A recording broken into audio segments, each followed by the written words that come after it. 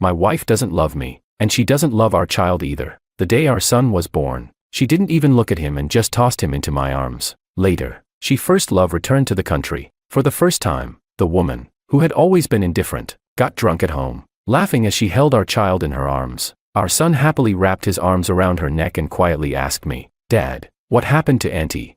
I crouched down and hugged him, my eyes red as I explained. "She's happy because the person she likes came back, so we shouldn't disturb her anymore. We're going to move out." Chapter 1. I took our son back to the room to sleep, then went to the guest room and opened my laptop to begin drafting the divorce agreement. This year marks the 7th year since Vanessa Sue and I got married, and it's the 7th year we've been living apart. Now, I've finally decided to let her go. Knock knock. I opened the door, and my 7-year-old son, holding a toy airplane, found me. "Dad, are we really moving out?" He looked at me with a gaze full of reluctance. "But Auntie hugged me tonight. Does that mean she's starting to like me?" I paused for a moment, feeling a bit dazed. 7 years of marriage, and Vanessa never let our son call her Mom. When he was 2, she took him to the supermarket, and they ran into an acquaintance. Because our son accidentally called her Mom, she put her son, who had just learned to walk, on the ground, letting him walk home by himself. By the time they got home, he didn't even know how many times he had fallen. His knees and hands were all scraped up. At 4 years old, our son begged her for a long time before she agreed to take him to the amusement park. But once again, because of a careless "Mom" from our son, Vanessa let go of his hand. She let a 4-year-old child get lost in the crowd. When they found him, he was hiding in a bush, crying so hard he could barely breathe. From that moment on, our son started calling her Auntie, and our family became a joke. Thinking about this, my nose burned, and I couldn't help but pull him into my arms. "Sam, Auntie's crush is coming back, and we can't stay in this house anymore." His eyes dimmed, but he quickly brought the toy airplane in front of my eyes again. "But Dad, Auntie gave me a gift tonight. If she doesn't like me, why would she give me a gift?" His expression was so eager, desperately trying to prove that he was the child she liked. I opened my mouth, but I couldn't say a word. What could I say? How could I say it? Should I tell him that Vanessa is happy because her crush is returning? Or should I tell him that this gift is because of another man?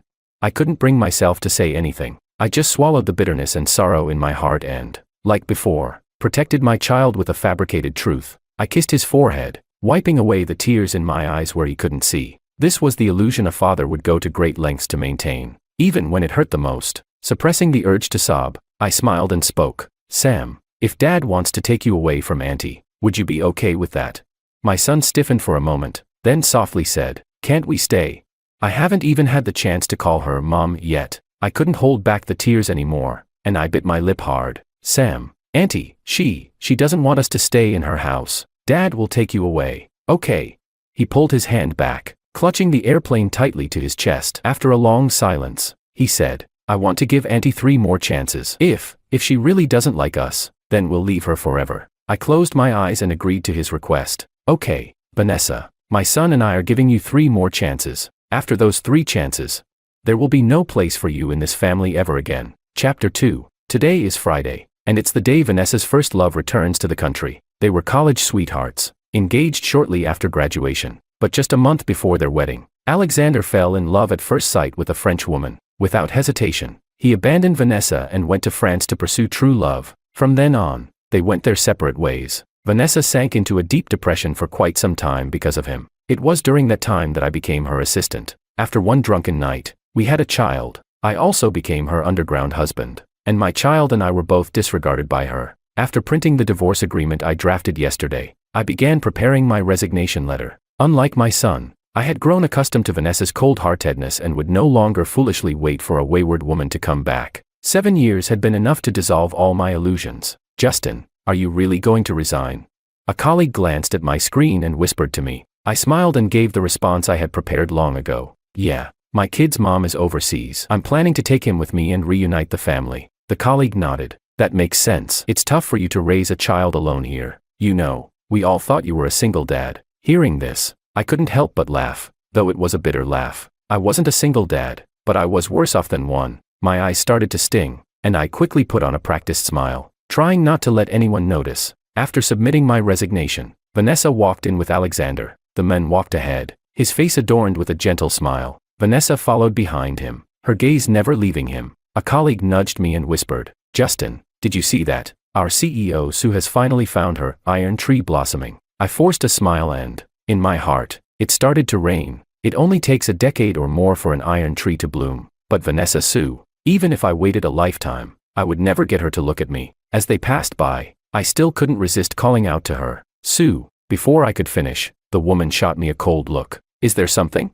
Her distant words carried a warning for me to swallow whatever I was about to say, a warning to remember my place. I lowered my eyes, using all my strength to hide the redness in the corners of my eyes. "Sorry, CEO Sue." Vanessa gave a faint acknowledgement and immediately turned her gaze away. She continued to focus on Alexander, as if he was her entire world. She was my wife, the mother of my child, yet here she was, unabashedly showing her love for another man in front of me. It was ironic and sobering. I smiled bitterly to myself. Originally, I had wanted to tell her I was resigning, but now, it seemed unnecessary. After all, she had never cared. She never cared about my emotions, about our child, and she certainly didn't care about this marriage that was barely hanging on. Back at my desk, I received a call from my son on his kid's watch. "Dad, there's a parent meeting tonight, so we're getting out of school early. Antley brought me to find you." I froze for a moment and instinctively stood up to walk out, but just then, I saw Vanessa reaching out to fix Alexander's hair. Not far off, my son stood, his little body frozen at the elevator,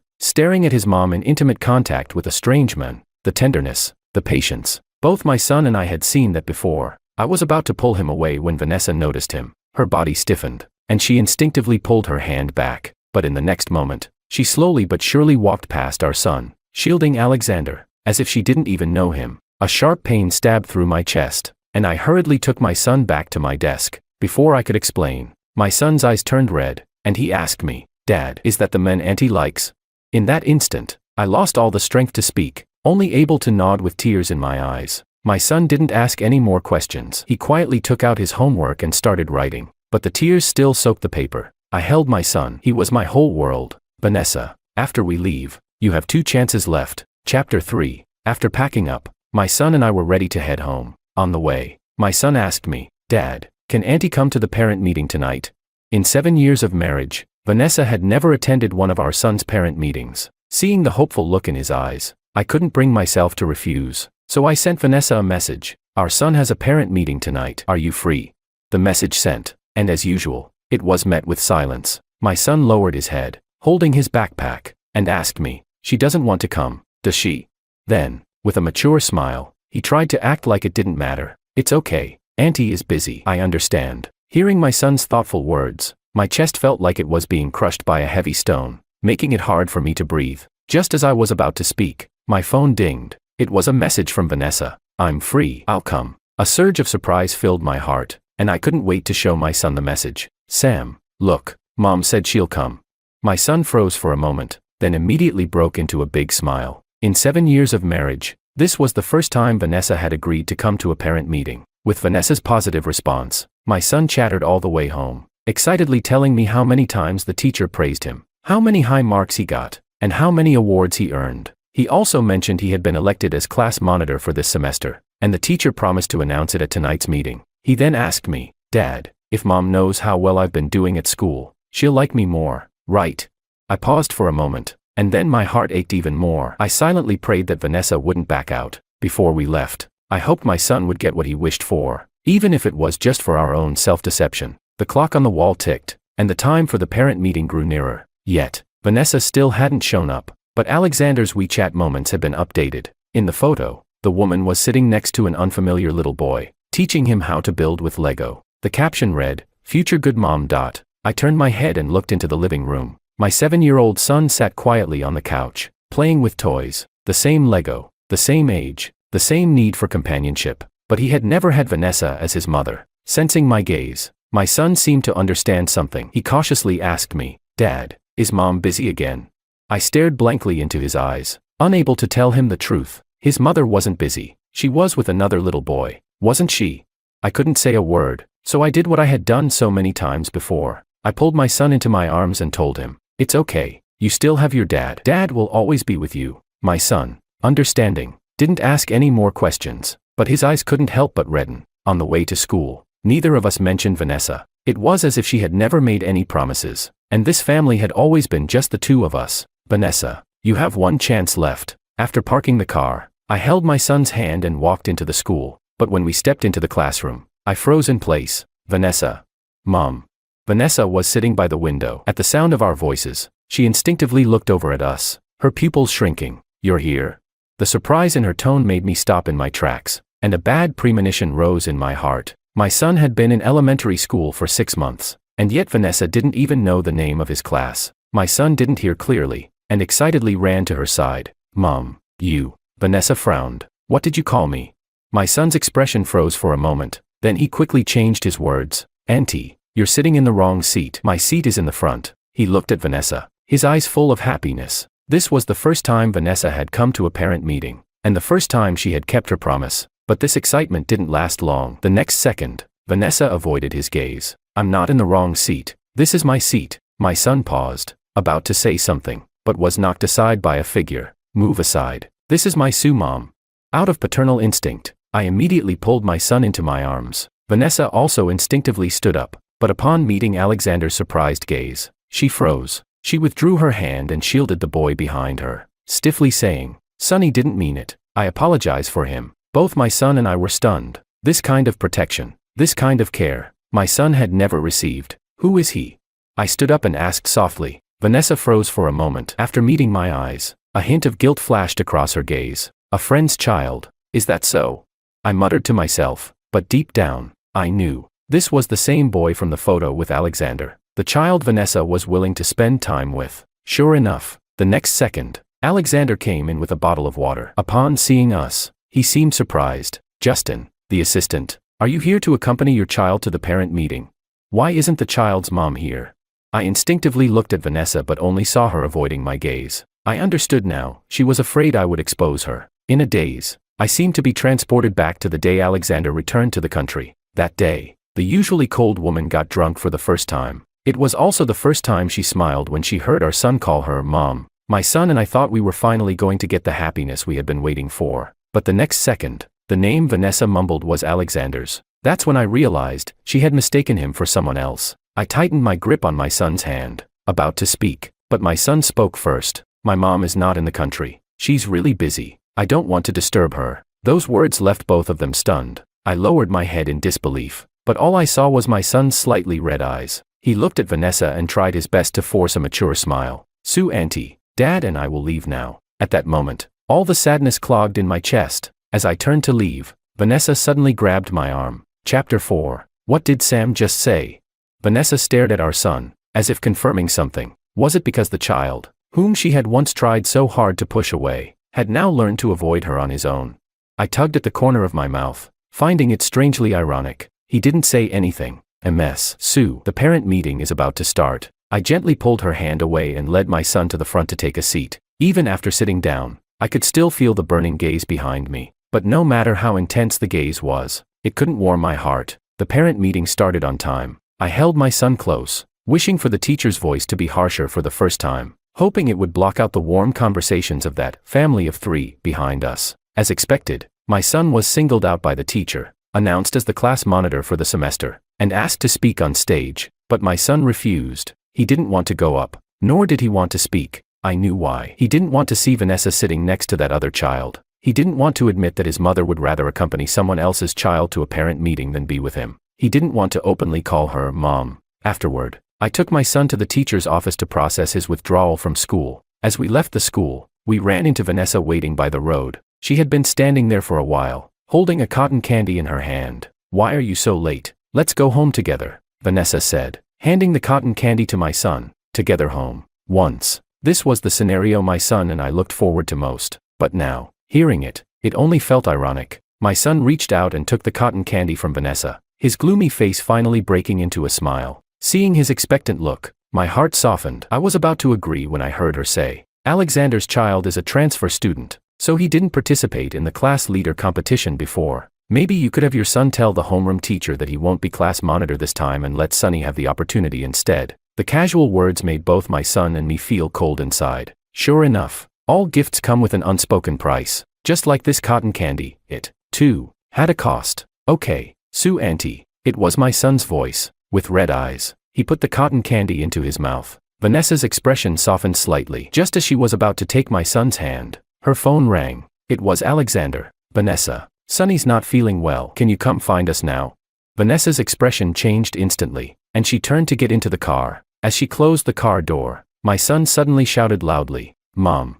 Vanessa froze for a moment, her hand still on the door as she looked out at my son's reddened eyes. After a long silence, she finally said, "Take care." This time, she didn't ask him to call her anything else, but that was the last time my son would ever call her Mom. That night, my son and I packed our bags and booked our tickets abroad. We didn't mention Vanessa again. The living room would no longer have a light burning through the night, waiting for her. The next morning, my son and I left with our luggage, checking in and boarding the plane. Before I turned off my phone, I sent Vanessa one last message. "I wish you happiness." The next moment, the chat box, which had been silent for so long, suddenly vibrated wildly. My finger hovered over the power button, but I couldn't bring myself to press it. Sam noticed my hesitation. He glanced at the screen, and his eyes instantly reddened. He tugged at my sleeve and lowered his head, speaking in a muffled voice. "Dad, we should go now." I gently ruffled his hair, feeling a pang in my heart as I realized how quickly he was growing up. At the company, Vanessa stared at the shutdown notification on the screen,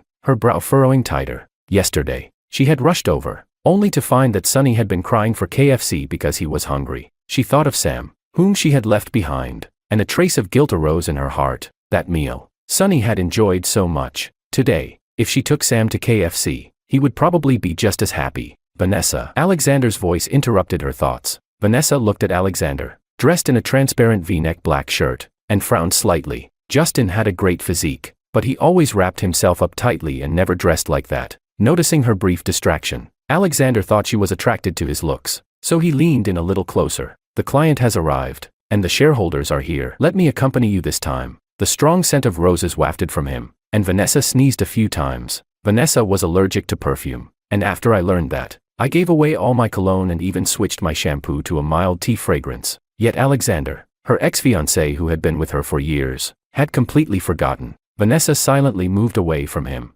then stood up and walked toward the meeting room. She had promised to let Alexander return to the workforce, and this was the perfect opportunity to let him officially appear in front of everyone. She also wanted to take this chance to show the others that Alexander was under the protection of Sue, the company president. Seeing that Vanessa had given her silent consent, Alexander followed her in. In the meeting room, everyone had been eagerly discussing the male model secretary they had seen in the CEO's office. But as soon as Vanessa entered, the room fell silent. Vanessa pretended not to notice and opened a document on the table. Just one glance, and her brow furrowed. The others also looked at their documents with varying expressions. Every single document had watercolor stains on it, with the crooked word "agree" scribbled in what was clearly a child's handwriting. Vanessa threw the documents down onto the table, her tone cold. "Who prepared these? Do you have any basic work competence?" The department heads exchanged looks, all silent. These documents had been forwarded to the CEO's office and printed by the secretary. Even if there was a problem, it couldn't be blamed on them. Vanessa's expression darkened as she scanned the room, then coldly threw out a command. "Call Justin here." The HR director, looking troubled, spoke up. "President Sue." "Justin." Before he could finish, the client interrupted him, slamming the documents onto the table. "President Sue, if this is the attitude of your company, then we have no need to cooperate anymore." Everyone's gaze fell on the documents, and they saw that on the client's name, someone had drawn a crooked turtle and written a few insulting words. Vanessa's face turned ashen. She never imagined the men she trusted would cause such a huge mess for her. Alexander, looking wronged, tearfully explained, "I'm sorry, I didn't expect," but the client was having none of it, retorting sharply, "What are you? I'm talking to your CEO." Vanessa rubbed her aching forehead and stood up to apologize. "Sorry, this is my oversight. I'll arrange for a new contract immediately, and as an apology, we're willing to lower the price by another 3%. The client remained silent, calculating the value of their own face. Alexander, still looking heartbroken, started crying, his tearful face making the others frown, no longer showing any sympathy. In the professional world, appearance might count for something, but these people valued competence above all. Unlike Justin, who not only looked good but was 100 times more capable than him, they couldn't understand why President Sue would choose to keep this vase-like man by her side instead of someone like Justin. After everyone left, Alexander, with red eyes, looked at her. "Vanessa, I'm sorry. I didn't expect things to turn out like this. What should I do?" Vanessa instinctively felt the need to comfort him, but when she met his pitiful gaze, she froze. Justin had never looked at her like that. He was proud. His work was always perfect. No matter how difficult the task, he could handle it with ease. Unlike Alexander, who just cried and dumped all the mess on her to fix. If it had been Justin, no, it wouldn't have happened. He was so attentive, and Sam was so well behaved. He would never. As she thought about this, Vanessa's heart ached, but her gaze gradually turned cold. When she looked back at Alexander, she had regained her composure. Leave now. Don't get involved in the rest of this. Alexander hesitated, seeming taken aback by Vanessa's distant attitude. Vanessa, leave. Vanessa's patience had run out, and her tone was cold. Alexander bit his lip, but in the end, he unwillingly turned and left. Chapter 5. Vanessa collapsed helplessly into her chair, her mind flooded with countless memories. 7 years ago, I stood out among a group of excellent candidates and was personally chosen by Vanessa to be her assistant. Back then, I was just a rookie with no identity, no background, and an unremarkable appearance. I couldn't even understand the most basic professional terms used in contracts. Many people in the company gossiped that I was just another man living off a woman. To prove my worth and stand proudly beside her, I could only work myself to the bone. I would ask senior colleagues for advice. Even though they looked at me with disdain, I always carried a notebook, jotting down all the details of her preferences and everything she liked. I spent my evenings teaching myself French, German, and even Esperanto. I strived to be her reliable assistant, always ready to help at a moment's notice. At business dinners, I could quickly recite everyone's preferences. I effortlessly helped her navigate difficult clients. No matter the time, as long as she needed me, I would be there by her side. Gradually, I became someone she couldn't live without. I also became a constant presence in both her work and personal life. Everyone envied Vanessa for having a golden assistant like Justin, and she herself was very pleased to have such a capable aide. Unfortunately, everything fell apart that one night. I went from being her prized assistant to the man she saw as nothing more than a manipulative schemer trying to get into her bed. All my efforts were seen as mere tactics to get closer to her. The admiration she once had for me was now replaced by utter disdain. She didn't even care about our child anymore. She must have thought that if Alexander had been the one by her side,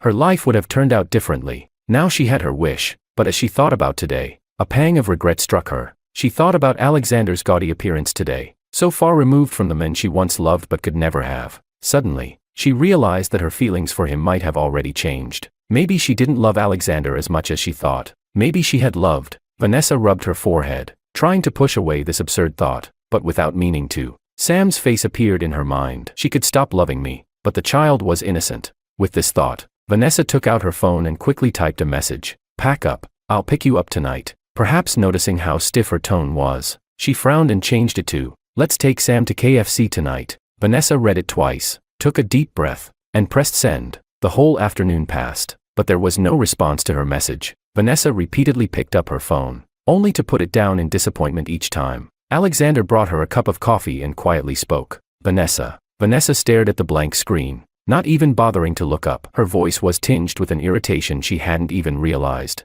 Put it down and leave. And from now on, call me President Sue at the company. Even though I brought you in, you need to be cautious and avoid any misunderstandings. Alexander's eyes welled up with tears, but they remained unshed, making him look pitiful. Vanessa glanced up, slightly frowning, before picking up the internal phone and calling her secretary. Alexander is still getting used to his first day, so please arrange for him to rotate through the departments. After the probation period, he can come back. Alexander was taken away, still looking pitiful, but no longer stirring any emotion in Vanessa. As the workday came to a close, Vanessa still hadn't received any reply from me. Yet, this time, she was oddly patient. Maybe because she remembered how she used to be left behind every time they went out. She took the initiative this time. She stood in line for half an hour at KFC and bought everything to go. She would remember Sam's favorite flavors, as long as he ate them. When she excitedly opened the door to the house, the large living room was empty. There were no signs of Sam building blocks on the carpet, nor was I in the kitchen preparing dinner.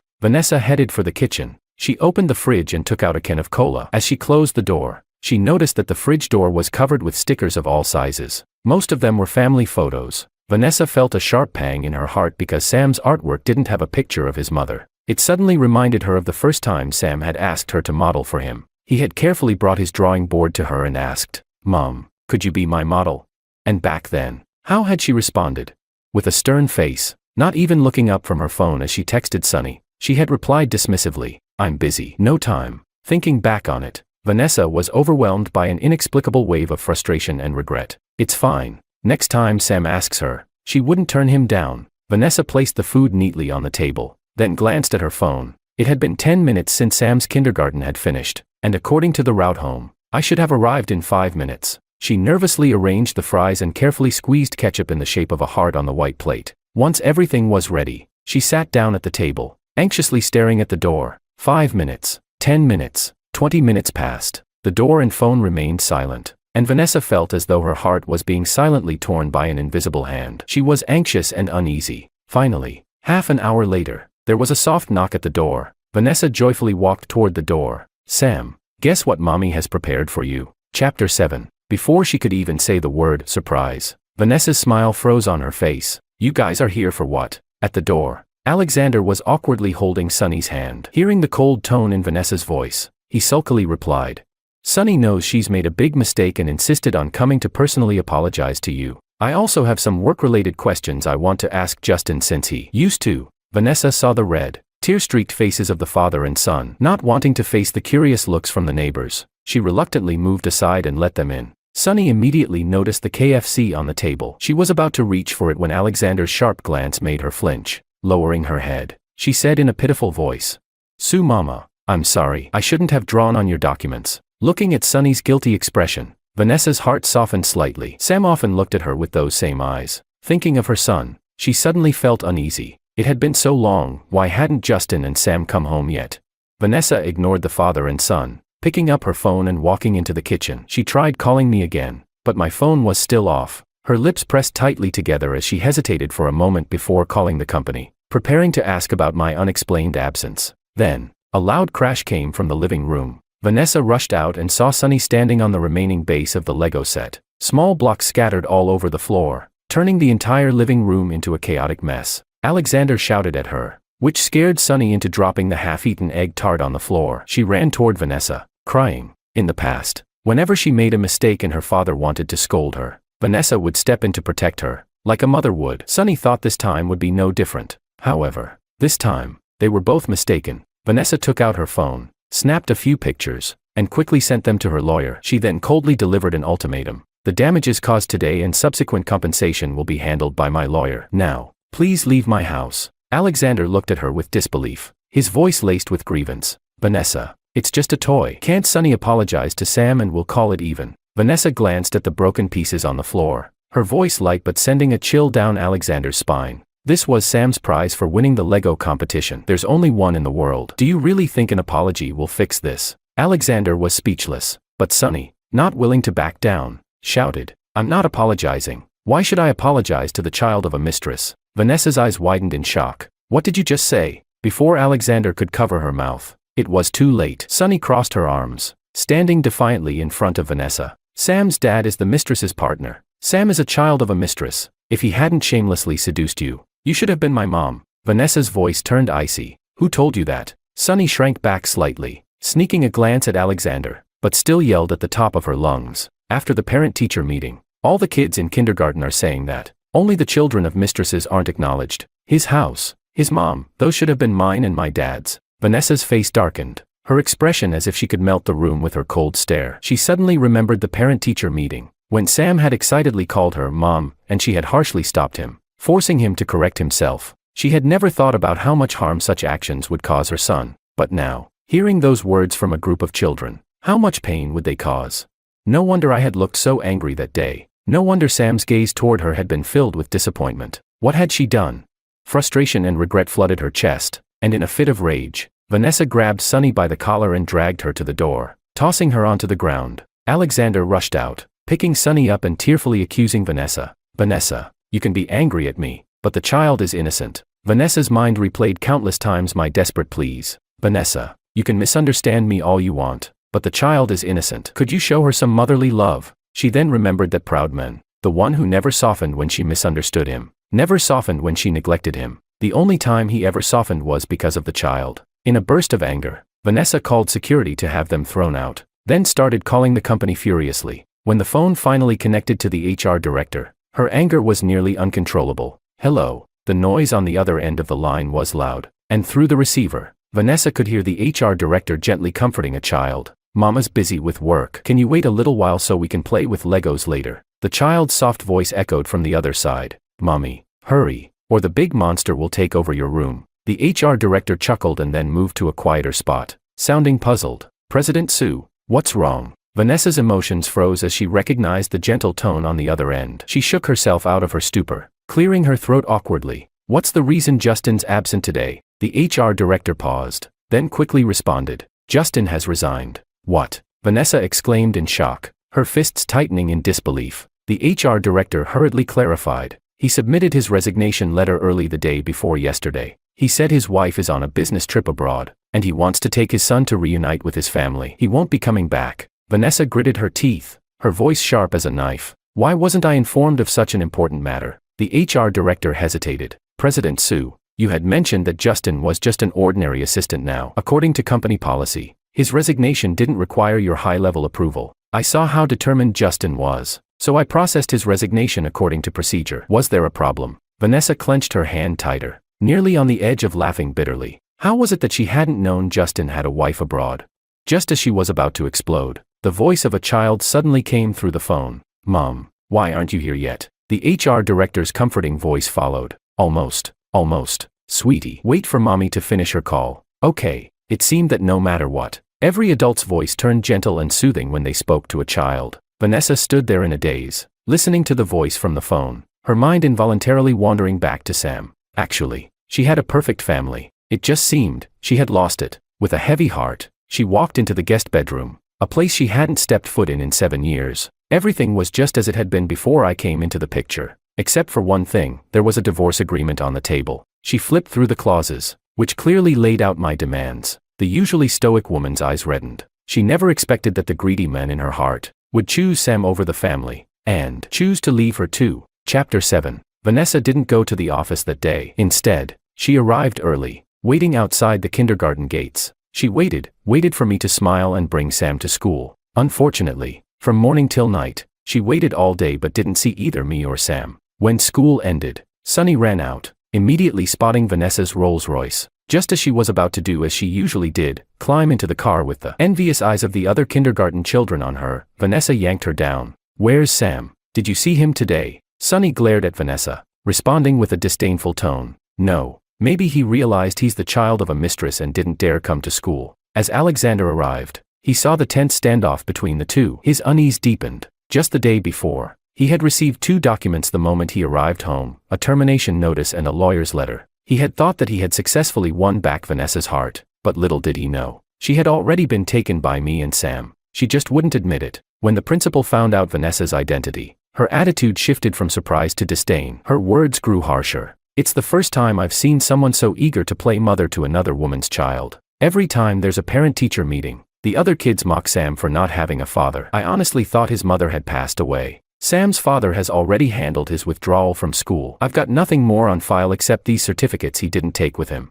Vanessa stood at the kindergarten gate, holding a thick stack of certificates, tears streaming down her face. She finally realized she had lost not just her reliable husband, but also her excellent son. The next time I saw Vanessa was at Sam's art exhibition. Over the years abroad, I had intentionally cultivated Sam's interest in painting. Despite his young age, he had already become a well-known young artist in the industry. This time, he was invited to bring his artwork back to the country for a charity auction, with all the proceeds to be donated to an orphanage as he wished. As soon as the auction started, all of Sam's paintings were snapped up at high prices by a single buyer. I had a faint feeling of what was to come. Sure enough, during the segment where the artist thanked the buyers, we saw Vanessa. She had aged considerably since the last time we met. Her clothes were wrinkled, and the corners of her eyes had deepened with new lines. Yet, despite everything, she was still beautiful. She stared at us, frozen, as she awkwardly accepted the flowers Sam handed her. During the hug, I heard her whisper, "I'm sorry, Sam, Mommy lost you. Can you give me another chance?" Sam's body stiffened for a moment before he quickly distanced himself from her, offering a polite smile. "Thank you, Auntie, for your donation. I also hope you'll continue to support charity and help more children find their mothers." Vanessa looked at Sam, her eyes filling with tears once again. But what use was this late affection? Vanessa's harm would forever be a scar in Sam's heart. Even if Sam could forgive her, I would never forgive her easily. After the charity auction, Vanessa followed us to our home abroad. When the doorbell rang, I wasn't surprised to see the guilty, uneasy look in Vanessa's eyes. She stood at the doorstep, looking at me seriously. "I never agreed to the divorce. It was my fault in the past, and I've reflected on it many times over these years. I want to have my family back. Please, give me a formal chance to pursue you again." I rarely stayed silent, but after a long pause, I finally let her inside. I knew Sam still cried and called for his mother at times, but as he grew older, he had learned to hide his feelings. He was afraid of hurting me and never mentioned her again. A month later, Vanessa knocked on my door again. I've transferred all my business overseas. I will work hard to be a good mother from now on. I exchanged a look with Sam, and we both smiled. I believe, this time, she would. The day I drove to pick up Willow, the usually aloof and distant heiress actually got into the back seat of my car, with a male colleague from the company. The two of them were all lovey-dovey, treating me like their chauffeur. At that moment, I knew, this marriage was truly beyond saving. Chapter 1. That day, I drove to pick up Willow. When she got in the car, I froze for a moment. She didn't take the passenger seat. Instead, she got in the back, with another man. As if I were just their driver, the man gave me a polite smile and greeted me. "Good evening, President Wang." I looked at him, completely baffled, then shifted my gaze to Willow. She had her head down, on a call. Unaware of the quiet storm brewing on my side, we were supposed to go to an auction together that evening. I'd been looking forward to the date, planning to bid on an antique jade pendant for her, but I never expected her to bring another man onto my car, just like that. Noticing I didn't respond, the man gave an awkward laugh and added, "President Wang, I'm Makoto, Miss Lu's new assistant." Makoto adjusted his glasses with one hand. His manners were refined, his demeanor cultured. He said, "I heard you're attending a private auction tonight. So I asked Miss Lu if I could come along for the experience. Don't worry, I promise I won't get in the way." My heart sank like a stone. I knew this cold, distant woman far too well. She's always been one to maintain boundaries, especially with men. We got married through a strategic alliance, a calculated, mutual choice. Some people say couples like us live separate lives after marriage, but once we were official, Willow would snuggle up to me, her eyes soft and sweet. And when we were close, her eyes would turn red with emotion. She used to say, "Hubby, once I married you, I became your wife. We're one. You can only be good to me." But today, something feels different. Chapter 2. But I'm not some pushover husband who swallows his anger. I'm George, someone who doesn't live by anyone's approval. Clenching my teeth, I snapped, "Get out of my car." I kicked him out, no mercy, no pretense. The man froze, stunned. He hadn't expected me to embarrass him on our first meeting. Maybe I sounded too harsh. Makoto suddenly looked lost, unsure whether to get out or stay. He stammered, I am sorry, President Wang. I don't quite understand." His voice trembled, anxious and confused, his eyes instinctively darting to Willow. Just then, Willow finished her call and looked our way. She realized I was angry. A flicker of displeasure crossed her face. She pressed her lips together and said nothing, pretending not to hear, quietly fastening her seatbelt. One pretended to be clueless and refused to get out. The other acted deaf and chose silence. I was about to explode. I shouted, "What? You two think I'm your driver now? You don't understand plain English." The atmosphere inside the car dropped to freezing. The man was so frightened he didn't dare speak again. Willow frowned slightly and gently tried to calm me down. "If you're not in a good mood today, maybe we should just go home." In the rearview mirror, I saw the embarrassment on Makoto's face. I was so fed up I got out of the car, walked to his side, and yanked open the door. I said coldly, "Makoto, right, I'm not in the mood for auctions or pointless talk. I'll say it one last time, get out. Don't make me drag you out myself." Makoto clenched his jaw and turned to Willow, but she didn't say a word, just pouted and scrolled through her phone like she was sulking. Defeated, the man had no choice but to get out of the car. Looking crushed, Willow would never embarrass me in front of outsiders. She's always been good at controlling her emotions. So when she said we should go home, I understood. That was our long-standing unspoken rule. If there's a problem, we deal with it at home. Willow leaned on my arm and said, "Makoto just graduated college. He's new to the real world. Why take it out on him? He didn't mean to treat you like a chauffeur just by sitting in the back." I replied blankly, "This is the first time." Willow blinked. "The first time for what?" I said, "All these years. This is the first time I've seen you get that close to another man. You say he's just young and clueless sitting in the back seat. Then why were you sitting back there with him?" That's when Willow finally realized what I was really upset about. Everyone in our circle knows how incredible Willow is. She's had countless admirers, but she always kept herself clean. And before me, she never dated anyone. Willow gave a soft smile and shook my arm playfully. Didn't think I'd ever see my husband jealous. Then she tiptoed up to kiss me, apologizing in a coy, gentle tone. "I'm sorry, it really was my oversight. But he's just a colleague, nothing more. And nothing will ever happen between us." She looked up at me, her gaze sincere and steady, as she made her promise. Chapter 3. I'm not stupid. Even though I've only met Makoto once, I could tell, this guy definitely has feelings for Willow. I thought giving him a hard time the first time we met would be enough, but the next day, I found out the jade pendant I'd secretly bid on through an agent at the auction had ended up in Makoto's hands. David, Lu Corporation's executive assistant, sent me a photo along with a screenshot from WeChat. In the photo, the antique jade pendant was resting in Makoto's palm. He wasn't just holding it, he was flaunting it. His eyes were cold, but his lips carried a smug little smile. That expression, it screamed satisfaction, the kind of glee you get after revenge. Clearly, after the humiliation he suffered yesterday, someone had decided to make it up to him. The WeChat screenshot showed a post from Makoto's Moments feed. Thanks to Big Sis Willow for the soul-soothing wisdom. She told me, if you work hard enough, what's meant for you will come. Time to stay strong and win myself a rich, classy goddess and reach the top of life. Yes ma'am, my lady boss. Followed by a string of muscle flex emojis. In that moment, I swear I could feel my blood turning to ice, as much as I hated to admit it. He'd pissed me off, successfully. It felt like someone had cracked a precious jade I cherished. The feeling was disgusting and strange. For a second, I actually wanted to hop into my Lamborghini and drive straight to him. Just to slap him across the face, twice, but when I looked at my own hands, I realized how cheap it'd be to get worked up over some low-level nobody. So instead, I called Alex, the guy who sold the jade. Alex sounded ecstatic on the other end of the line. He practically swore an oath. President Wang, don't you worry. Even if I have to dig out the whole damn Kunlun mountain, I'll find you enough jade. I'll send everything to you today. That very same day. Before work even ended.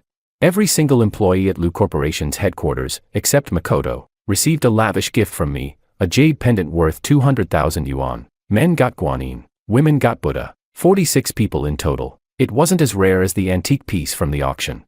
But what mattered was equality. Everyone got a share. David handled it all with expert finesse. As expected, once they received their gifts, everyone posted WeChat moments with captions like, "Thanks to President Wang for the chicken soup for the soul. He says that making the right choice is more important than just working hard. I'm clenching my fists, ready to strike down the corporate slaves and stomp on those who glorify self-sacrifice.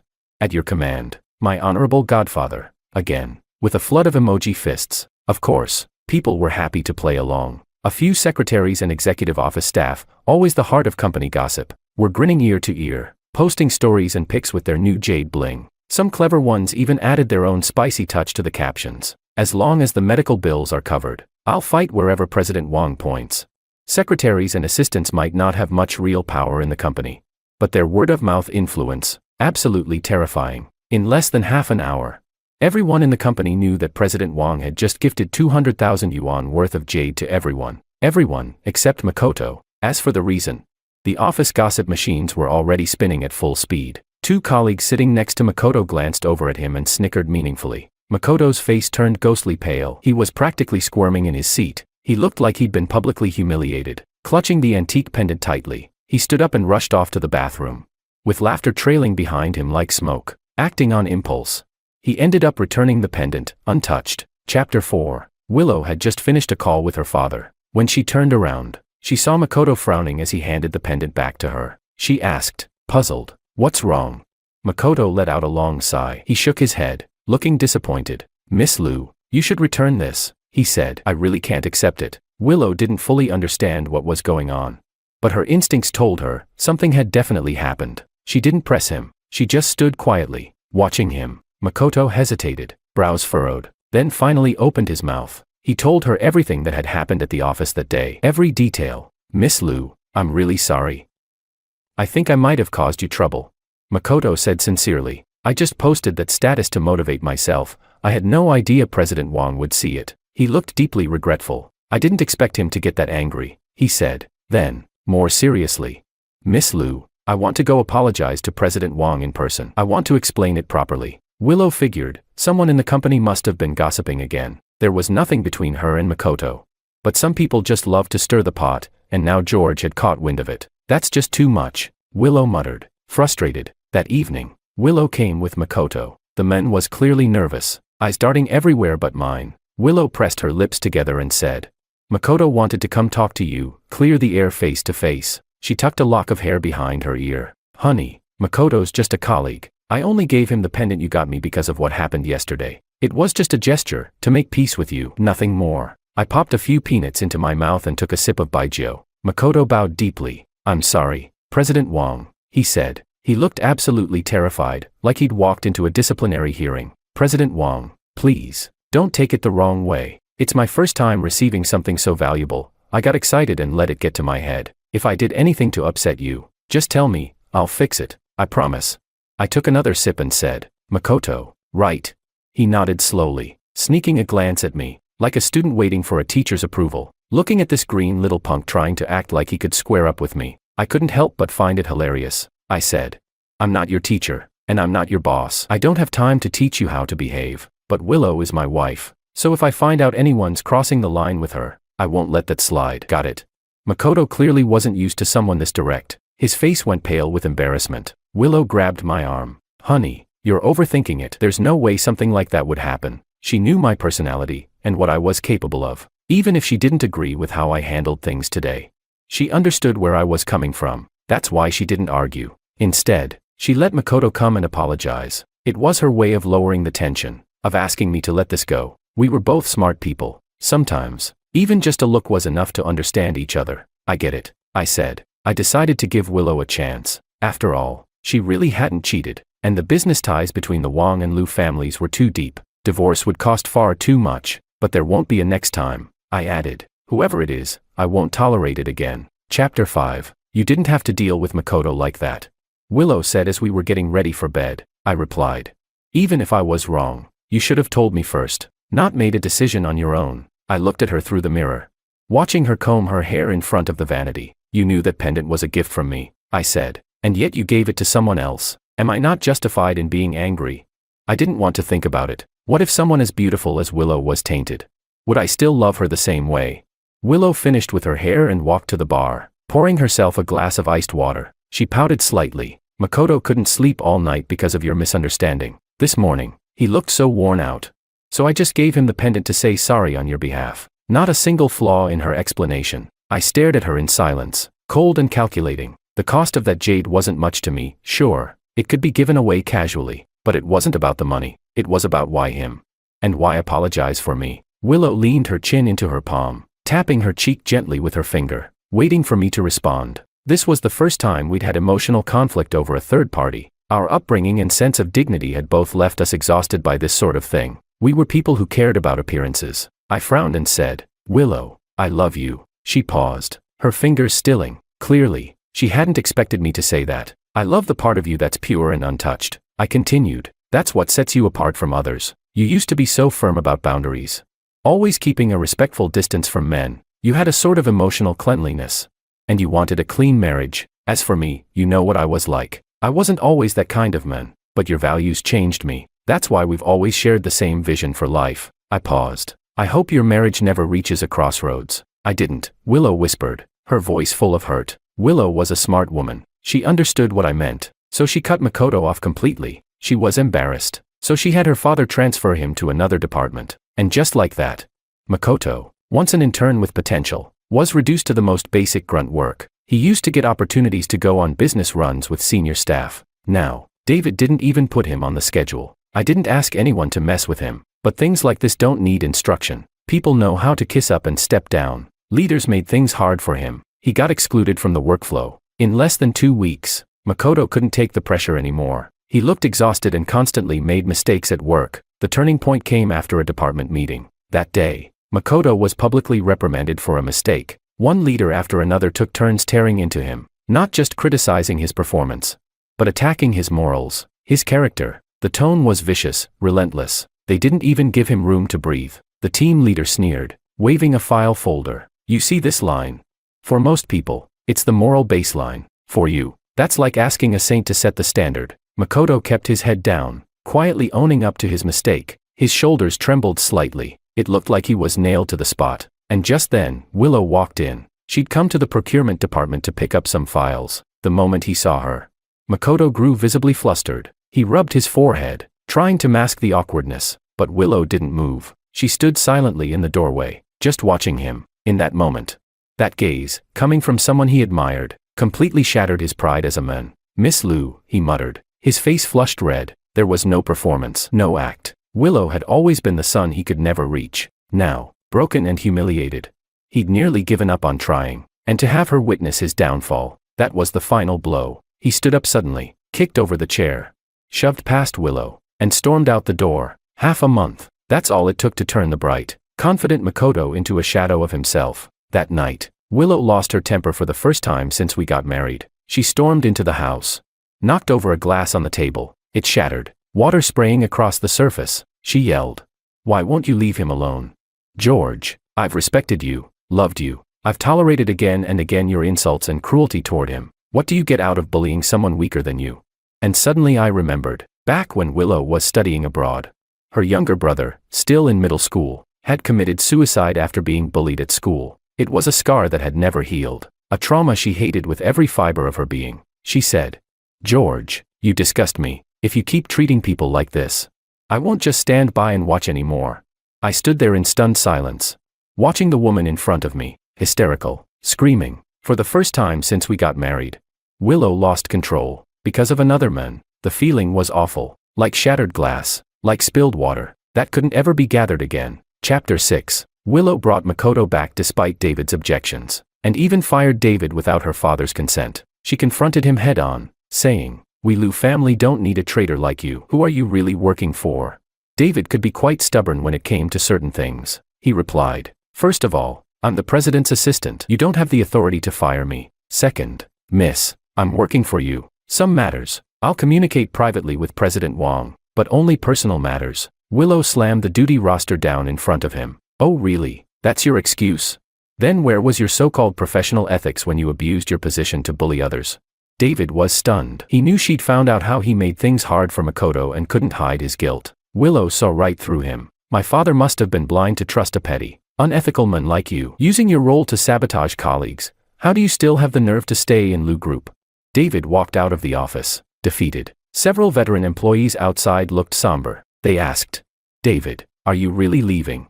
David forced a faint smile. "Yeah, I'm leaving. Take care, guys. See you around in this crazy world." Chapter 7. Willow and I entered a cold war, something that had never happened before. She moved into a hotel. Makoto, now her assistant, came by to pick up her clothes and cosmetics. Seriously, Willow gets so dramatic when she's mad. No one is safe. The housekeeper had already received a call and packed all of Willow's daily necessities for her. Makoto seemed to have been scared straight by me. He took the suitcase from the housekeeper and quietly left in a taxi. Before leaving, he said, "Miss Lu asked me to give you my number. She said if you ever need anything, feel free to contact me." I chuckled. "There's nothing to contact. Tell her to stay as far away from me as possible." Makoto couldn't understand how I could still act so tough even after Willow moved out. There was confusion in his eyes, but more than that, there was smug satisfaction. The housekeeper shook her head and tried to console me kindly. "Sir, maybe just swallow your pride and apologize. Bring her back home. You two never even argue. How did things get this bad all of a sudden?"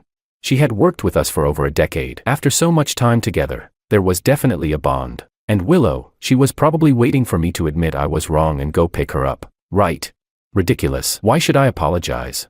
Willow never came back. Makoto, on the other hand, was living it up, posting updates every day, and they were always about Willow, driving luxury cars to pick her up for work, posting private equity event invitations, photos with industry big shots. Basically, anything he could flaunt, he flaunted. Not a single chance wasted. Every post easily racked up over 100 likes. Someone even suggested in the comments that he start a live stream to show what high society life really looked like. A few mutual friends sent me screenshots of his posts with a simple question mark. One joked, "Want to know where Willow is these days? Just check his feed and you'll get a pretty good idea." We're all smart enough to read between the lines. No one said too much. Willow and I used to attend every event together. Even if I was tied up, my assistant would accompany her. Now, the one by her side was Makoto. I didn't have the energy to reply to my friends' well-meaning reminders. I just sent back a simple thanks emoji. At the time, I was privately working with Wang Group's finance and legal teams to start the asset division process. It was a massive and complex operation. Because of the marriage alliance, our two companies held shares in each other. And then there was the family trust one managed properties, precious metals, stocks, ships. The list was endless. Some overseas properties I couldn't even recall until I saw the deed and photos. Sorting through all of it was incredibly time-consuming. Chapter 8. That day, I got a call from Willow. She said, "Mom wants us to come over for dinner." I replied, "Okay." We acted like nothing had happened, business as usual. The driver picked Willow up from the airport first, then came to get me, and we headed to the Lu family house together. Willow and Makoto sat in the back again, leaving the front seat for me. Makoto's smug satisfaction was written all over his face. Honestly, the whole scene was almost comical. This time, though, I said nothing and calmly accepted the passenger seat. Willow rolled her eyes and turned to stare out the window. Makoto was as talkative as ever, but there was a new air of maturity about him. He smiled and said, "President Wong, we just got back from Manhattan today. Madam Lu wanted to see Willow, so I dropped by to bring some gifts and pay my respects." I didn't respond, just closed my eyes and leaned back in my seat. Makoto quickly realized he was being ignored. Willow pressed her lips into a thin line and remained silent the entire ride. Chapter 9. Madam Lu looked surprised when she saw Makoto. Makoto greeted her smoothly and introduced himself. He clearly had a knack for flattery. In just a few minutes, he had Madam Lu laughing heartily. At the dinner table, he chatted with her in a humorous tone, sharing some amusing stories from work. She smiled and nodded with satisfaction. Then she asked about Willow's life lately. Makoto naturally took over the conversation like he belonged there. The atmosphere at the table began to shift. Makoto, who had been talking so confidently, suddenly realized he'd crossed a line and fell silent. Awkwardly. At least he wasn't completely clueless. Talking about daily life, that's a topic reserved for spouses. Madam Lu wasn't a fool. Willow said nothing. I calmly wiped my mouth and said, "Mom, I have some news. You're about to have a grandson." Her eyes lit up as she looked at Willow and asked, "Really? Is that true, Willow?" It was huge news. She continued, "When did this happen?" The woman who had been giving me the cold shoulder ever since she got in the car now looked at me, shocked. I raised an eyebrow and said with a twisted grin, "Just found out yesterday. The doctor said the baby's already 3 weeks along." Madam Lu was overjoyed and rushed off to call Mr. Lu. Willow finally snapped back to reality and said, "George, what nonsense are you spouting? When was I ever pregnant? I've been out of town with Makoto this whole time, haven't I?" Madam Lu froze and looked between the two of us in confusion. I smiled. "I'm not making anything up. I really am having a son." Had a top OBGYN professor check everything. Mother and baby are both healthy. I emphasized the words, "I really am having a son." That's when Willow got it. It wasn't we who were having a child, it was me. I was having a son. It was a child born out of wedlock. She yelled, "George!" Willow stared at me furiously, barely keeping her emotions in check, clearly waiting for an explanation. The more pissed she got, the more pleased I felt. I said, "Congratulate me, Willow. The Wong family finally has an heir." She snapped, "Don't joke like that. It's not funny." I placed the medical report I had prepared earlier on the table. I said, "Unfortunately, it's not a joke. While you and Makoto were off on your little honeymoon, I was bored. So I spent my nights with different girls." With every sentence, Willow's face darkened. I continued with a smile.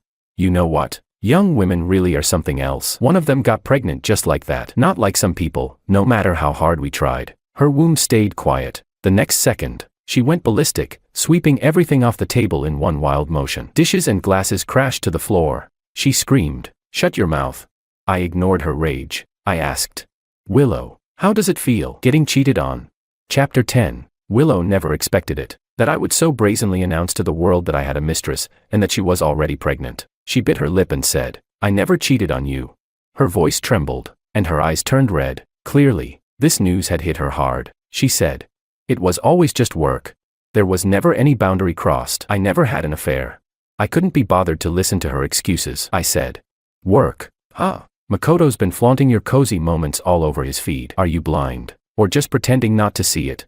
Even our friends noticed something was off and warned me. And you still don't think that crossed a line? He's out there taking you to watch the moon and stars, so why can't I have a little philosophical pillow talk with some other women?" Willow, for once, actually cried, but I wasn't moved. If anything, I felt a little disappointed. I said, "What a pity, Willow. I should have brought one of those girls here and introduced her to your mom. Maybe then I'd match your level of provocation today." Willow couldn't process it. In her mind, she and Makoto were completely innocent. Their conversations were strictly work-related, and even those had become rare. She had only wanted to use Makoto to try and influence me, to soften me, make me less domineering. She had no idea how it had spiraled into this. Until this moment, she had truly believed her marriage was solid and happy. At the Lu family table, Makoto jumped in to defend himself.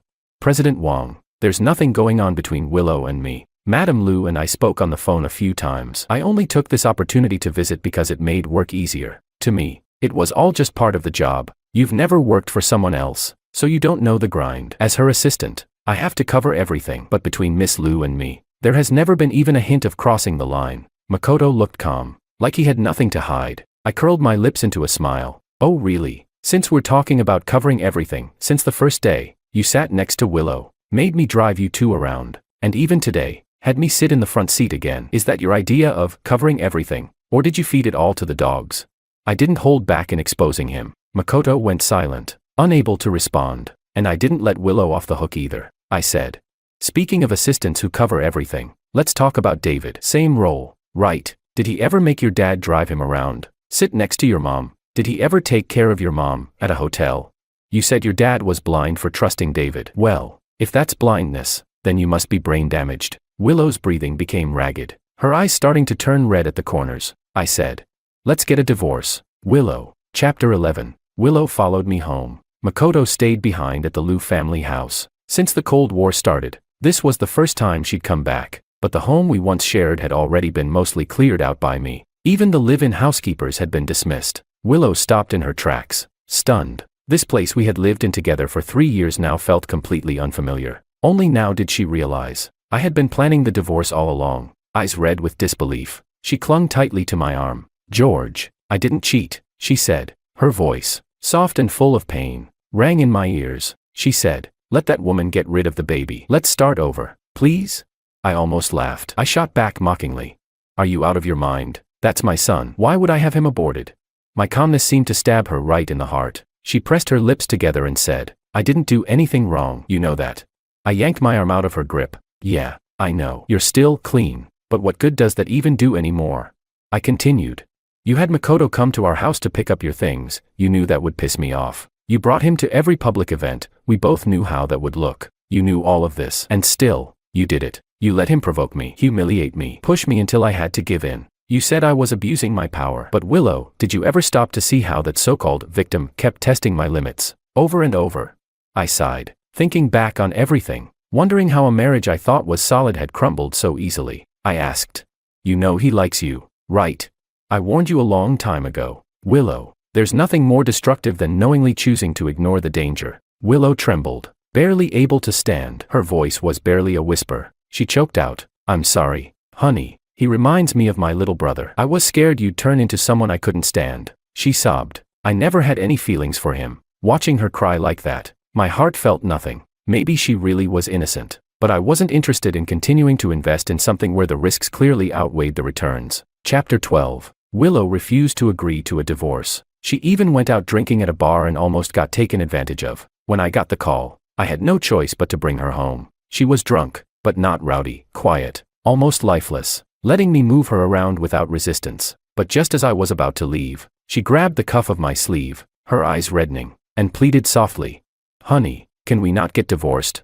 If you want to keep the baby, bring him home. I'm willing to be his mother. As for Makoto, big corporations have their own protocols and won't fire someone who hasn't done anything technically wrong. But Mr. Liu had clearly pushed him aside, isolating him. It was a clear signal to the outside world. This once promising young man, in just one night, had gone from the envy of everyone, to the subject of private mockery. When Makoto came to find me, the confidence he once flaunted was completely gone. Gritting his teeth, he said, the day I joined the company, I saw you. That opening caught me off guard. He continued. I was the one serving you tea, standing by your side, waiting for your orders. But you just kept chatting with David and never once looked at me. His face twisted with bitterness as he sneered. People like you, trust fund babies. If it weren't for work, I'd never even be in the same room as you. And you just happened to be born into the right family and got to marry Willow. That night after the auction, I opened the car door for Miss Liu like a gentleman, shielded her head with my hand as she got in, and her nose brushed the back of my hand. My breath caught for a second. You know what she said? She said, thank you, Makoto, and gave me this gentle smile. I've remembered that smile ever since. Makoto seemed to be lost in the memory, basking in it. I waved the waiter over and ordered a coffee for him, too. My calm and indifferent response only made the red in his eyes deepen. His hatred burned hotter. Through gritted teeth, he said, what right do rich boys like you have to look down on people like me? Makoto stared at me, full of contempt. You don't even deserve Willow's love. I frowned and replied, oh really? Then did you ever get it? I stayed composed, watching him fall apart, so full of childish emotions, yet desperately trying to look mature. He said, isn't it because I was about to win her over? Otherwise, why would you suddenly crack and ask for a divorce? I replied slowly and clearly. Because I had an affair and got the woman pregnant. You knew that. didn't you? You. Makoto was practically choking on his own fury. His emotions were spiraling. He shouted. You think just because you have money, you're better than everyone else? Let's call it what it is. You're nothing but a spoiled brat who lives off daddy's money. You can't even keep it in your pants. A walking scandal. You really think Willow would want to stay with someone like you? The next second, smack. I slapped him hard across the face without hesitation. I said. First of all, yes, being rich is a big deal. Second, whatever piece of trash you are, at least I can have kids. As for you, that's questionable. And third, that slap. I've wanted to give it to you for a long time. Dumbass. Chapter 13. Under pressure from the Wong Group, Willow finally agreed to a peaceful divorce. Both families held shares in each other's companies, and the strategic partnerships had been mutually beneficial from the beginning. Our fathers saw no reason to alter that arrangement. The division of premarital assets was clear and uncontested. Neither of us raised any objections. Even our shared finances after marriage were neatly sorted out by me. Willow signed the papers calmly. She was like a white swan fallen from grace, her own wings broken by her own hands, blood staining what was once pure white. We divorced with dignity, and quietly said goodbye. After the child was born, as we'd agreed, I gave her a settlement, and she left. My mom kept pressing me about the baby's mother. I never told her. There was really no need. We each got what we wanted. Since it was a boy, my parents stopped nagging me about getting married. They decided to take advantage of their youth to help raise the child and mold him into the next generation heir. As the little guy grew, he began to look more and more like me. Freed from the bonds of marriage, I lived these past few years however I wanted. I dated a few young and beautiful women, but to be honest, aside from meeting certain needs, I never spent much time on them. I had no plans to get married again. If I had free time, I'd rather spend it talking with my brothers. David still fed me updates from time to time. Makoto didn't even last 6 months before he quit on his own. But in this industry, word travels fast. No major company would dare hire him now. Willow, over the past couple of years, had become increasingly withdrawn, refusing to engage with any men. Every year at the annual shareholders meeting, my dad would ask me to return home and step in for him. I knew what my parents were up to. It amused me, but I didn't bother exposing them. After each meeting, Willow would ask me to give her a ride home, saying she wanted to swing by and pay her respects to my parents for the new year. Luis Wong loved Willow. Whenever I wasn't around, he would secretly call her godmother. Willow never stopped him. She even snuck him snacks and treats all the time. During the new year, I stayed in the country with my family. Willow would just hang around our house, refusing to leave. One day, she asked if I ever thought about getting back together. I turned her down.